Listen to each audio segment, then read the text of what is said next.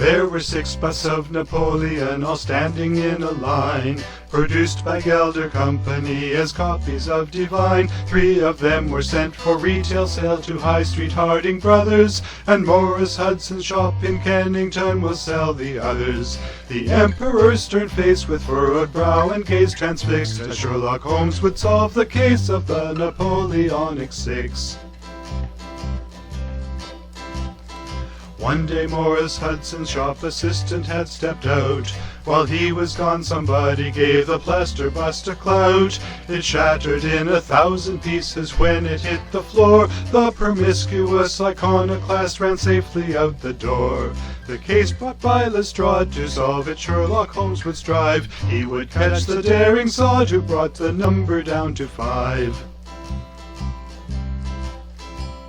From Morris Hudson's shop, 2 of the plaster busts were bought by a medical practitioner named Dr. Barnicott. In his Kennington consulting room a bust was in the hall, until one day he found it smashed against the garden wall.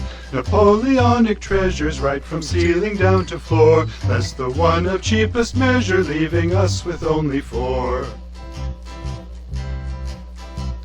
A second bust was kept at his South Brixton surgery. Upon the mantelpiece the statue rested peacefully. He arrived at 12 o'clock to find a window had been forced. As for the bust, you shouldn't need my help to guess the worst. You shouldn't need my help to guess how many left there be.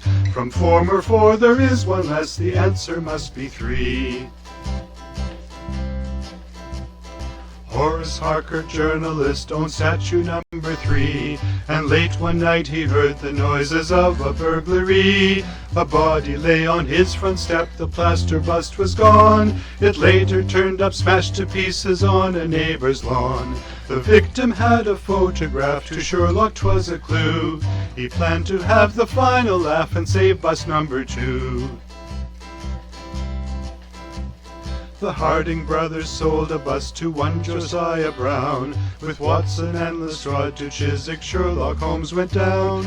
He set a trap and waited there until he caught his man.